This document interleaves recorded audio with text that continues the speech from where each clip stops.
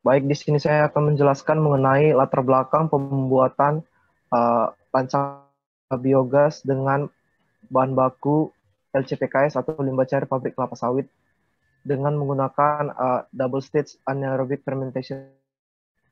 Jadi kebutuhan energi nasional itu akan meningkat pada tahun 2050, yaitu sekitar 4.569 juta barel minyak pada tahun 2050 nanti. Yang paling besar yaitu mengonsumsi energi di Indonesia itu sekitar 49,4% merupakan sektor industri, yaitu antara lain industri baja, semen, pupuk, keramik, tekstil, dan industri pengolahan minyak kelapa sawit sendiri. Jadi Indonesia merupakan negara produsen dan eksportir kelapa besar di dunia. Komoditas hasil perkebunan mempunyai peran cukup penting dalam kegiatan perekonomian di Indonesia selain minyak, terutama kelapa sawit sendiri. Setiap ton tandan buah segar kelapa sawit yang diproses di pabrik 0,7 meter kubik limbah cair pabrik kelapa sawit. Jadi limbah cair pabrik kelapa sawit itu memiliki warna kecolok coklat. Kandungan airnya 95 sampai 96%, kandungan minyaknya 0,6 sampai 0,7%, kandungan padatannya 4,5%, dan total padatan tersuspensinya 2 sampai 4%. Alternatif untuk mengganti bahan bakar fosil yaitu dengan mengkonversi suatu biomasa. Beberapa negara ada yang mengkonversinya menjadi biodiesel dan bioetanol dan setelah dikomersial. Kemudian salah satu bentuk konversinya itu adalah biogas. Biogas itu sumber energi terbarukan berkualitas dapat dimanfaatkan untuk pembangkitan listrik. Prosesnya digunakan yaitu fermentasi. Salah satunya itu proses anaerobic digestion. Pada proses anaerobic digestion, materi organik akan terdegradasi oksigen dan akan memproduksi metana, karbon dioksida, dan air. Metana akan menghasilkan energi sebesar 1,8 per hour per 1 meter kubik biogas. Dikarenakan kebutuhan biofuel yang akan semakin meningkat di masa diharapkan agar dapat memproduksi biofuel dengan menggunakan bahan baku biomasa agar dapat mengurangi limbah dan juga dapat memenuhi kebutuhan akan energi. Selanjutnya. Oke, setelah itu kita akan membahas tentang bahan baku digunakan di pembuatan biogas ini dari LCPKS. Tentunya yang pertama itu adalah LCPKS atau limbah cair kelapa sawit. Nah, limbah cair kelapa sawit ini kan termasuk biomasa. Nah, biomasa itu bermanfaat untuk memanfaatkan limbah-limbah yang terbuang gitu. Jadi LCPKS itu intinya itu merupakan limbah yang dari pabrik kelapa sawit yang berwarna kecoklatan kandungan-kandungan organik yang nantinya akan berguna untuk fermentasi.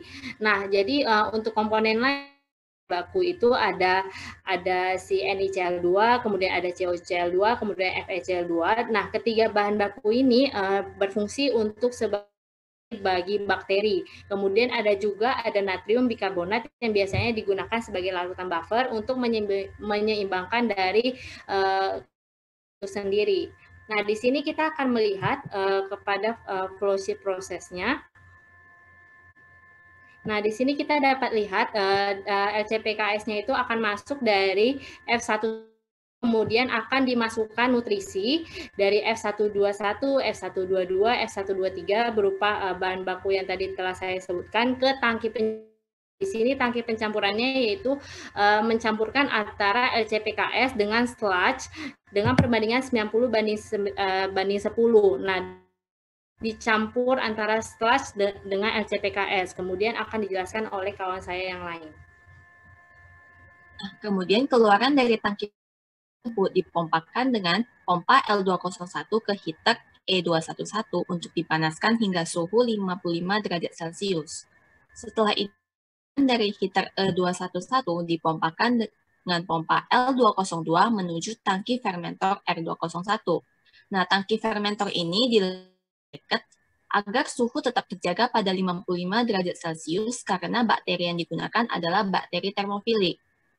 Pada tangki fermentor ini, proses hidrolisis, asidifikasi, dan asetogenesis yang disebut sebagai acidogenesis stage yang berlangsung pada pH 4,5 dengan waktu tinggal 4 hari. Nah, keluaran dari tangki fermentor tadi yang berupa biogas dialirkan dengan blower G211 ke dalam F231 dan volatile fatty acid atau VFA dipompakan dengan pompa L203 ke tangki pencampuran M201. Nah, pada tangki pencampuran M201 akan ditambahkan buffer NaHCO3 yang dialirkan dari hopper F221 dengan menggunakan J221 agar pH dapat terjaga pada 6-8. Selanjutnya akan dilanjutkan oleh teman saya. Kemudian, keluaran dari tangki pencampuran M21 akan dipompakan dengan pompa L204 ke heater E2 dipanaskan hingga kondisi suhu 55 derajat Celcius. Kemudian, keluaran dari heater E212 akan dipompakan dengan menggunakan L205 dan biogas dari gas holder F231 kemudian akan dialirkan dengan menggunakan blower G2 menuju tangki fermentor R202. Nah, pada tangki fermentor yang dilengkapi terjaga pada 55 derajat Celcius karena bakteri yang digunakan merupakan bakteri termofilik. Pada tangki fermentor R202, pembentukan metana atau yang disebut dengan metanogenesis stage dengan waktu tinggal 4 hari dan kondisi operasi pada suhu 55 derajat dan pH 6,5 sampai dengan 7,5. Kemudian dari tangki fermentor R202, limbah yang tidak terolah dialirkan ke pengolahan limbah. Biogas yang dihasilkan terdiri atas CH4, CO2, NH3, H2S, kemudian akan dialirkan ke gas holder F331. Kemudian akan dilanjutkan oleh teman saya. Kemudian gas dari gas holder F311 akan dialirkan dengan blower G311 ke kompresor G321 untuk menaikkan tekanan hingga 8 bar. Setelah itu, gas kemudian dialirkan ke cooler E321 untuk didinginkan hingga mencapai suhu 25 derajat Celcius. Kemudian, gas akan dialirkan dengan blower G321 ke water scrubber D311 untuk memisahkan karbon dioksida, NH3, dan H2S yang terkandung di dalam biogas. Ketika melalui water scrubber D311, air yang dialirkan dari atas akan menyerap gas H2S dan juga CO2.